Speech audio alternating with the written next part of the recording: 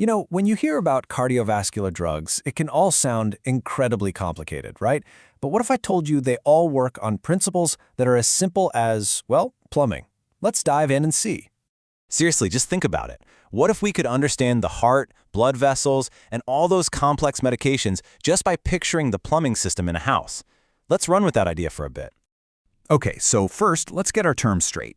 Your cardiovascular system, that's basically the body's plumbing. You've got a pump, that's your heart, and you've got a whole network of pipes, those are your blood vessels.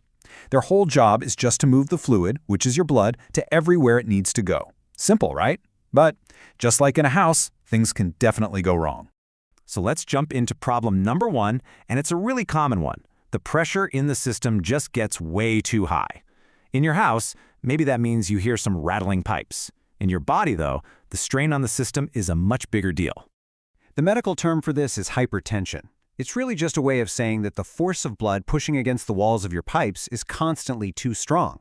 And over time, that constant strain can damage the pump, the pipes, and pretty much everything they're connected to.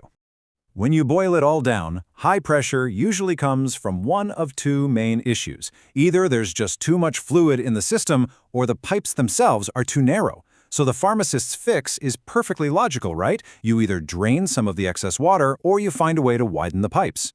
And here are the actual tools we use to do that. Diuretics? Those are the tools that help drain the fluid. They basically give your kidneys a nudge to get rid of extra salt and water. Then you've got alpha blockers. Their job is to widen the pipes by relaxing the muscles in the pipe walls. More space means less pressure. Make sense? Okay, so we've got a handle on high pressure in the pipes. But what happens when the problem isn't with the pipes at all? What if the problem is with the pump itself? What if the pump just isn't strong enough for the job anymore? Well, that's what's known as heart failure. And that name can be scary, but it doesn't mean the heart has just stopped working. It just means the pump has gotten weaker, less efficient. It struggles to push blood through all the pipes, and the whole system can start to back up. So how do you fix a pump that's failing? There are really two main strategies. If the pump's contractions are just too weak, you can give it a sort of battery boost to help it squeeze harder. Or if the pump is just working way too hard against all that pressure, you find a way to ease its workload. So when we open up our toolkit for a weak pump, we find drugs like digoxin. That's our battery boost. It directly increases the force of the heart's contraction. Then we have other tools, like ACE inhibitors, that work by stopping the pipes from tightening up. This lowers the pressure in the whole system, which eases the pump's workload, letting it do its job much more easily. All right, we've tackled high pressure, check. And a weak pump, check. But, plumbing problems aren't just about pressure. You can also have issues with blockages, and even, believe it or not, some faulty wiring. Let's look at those. And that first one, a blockage, brings us to something called angina. The best way to think about this is like a clog in the pipes that actually supply the pump itself. See, the heart is a muscle, and it needs its own steady supply of oxygen-rich blood. When a clog reduces that supply, it causes pain. It's like a supply chain crisis right at the pump. To fix this, we can attack the problem from a few different angles.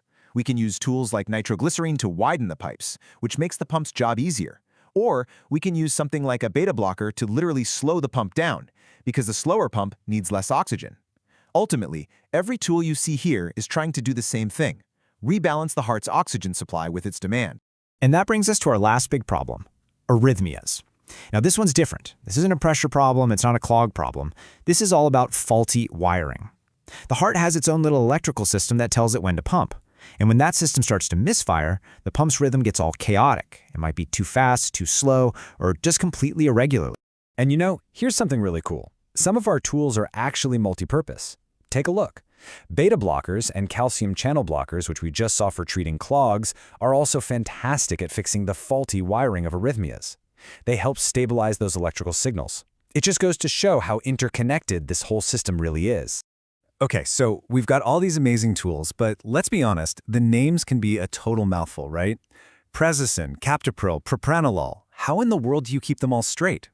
Well, fortunately, pharmacists have a few tricks up their sleeves for decoding them. This, right here, is one of the best shortcuts you can learn. A lot of these drug classes share a common ending, or suffix. So if a drug name ends in olol, it's almost definitely a beta blocker. If it ends in pril, you're looking at an ACE inhibitor. And that sartan ending? That points you right to an angiotensin receptor blocker. Learning these patterns is like learning a secret code for medications. And for those tricky arrhythmia drugs, there's a classic mnemonic, a memory trick, to remember the 4 main classes. Just think of the phrase, no bad, keep calm. N is for sodium channel blockers, B is for beta blockers, K is for potassium channel blockers, and C is for calcium channel blockers. It's a super simple way to organize a really complex group of medicines. Okay, and here's a little pro tip for you, a bit of insider pharmacist knowledge. While a lot of ACE inhibitors can be taken with food, captopril is the big exception. For it to work its best, it really needs to be taken on an empty stomach. It's a small detail, but it's a critical one for getting the full benefit of that tool. All right, we have been through a lot. We've looked at all the different problems that can pop up in our plumbing system, and we've opened up the pharmacist toolkit to see how to fix them. So let's do a quick final recap to make sure everything is running in top shape. When you break it all down, it really does come back to these 4 core ideas. If you've got high pressure, you drain fluid or you widen the pipes. If you've got a weak pump, you either boost its power or you ease its workload. For clogs, it's all about improving flow and reducing demand. And for faulty wiring, you just need to stabilize those electrical signals. See? The plumbing analogy really holds up all the way through. You know, when you start thinking about these drugs as specific tools for specific plumbing problems, the whole topic just clicks, doesn't it? It all starts to make sense. But it does leave us with one last bigger question.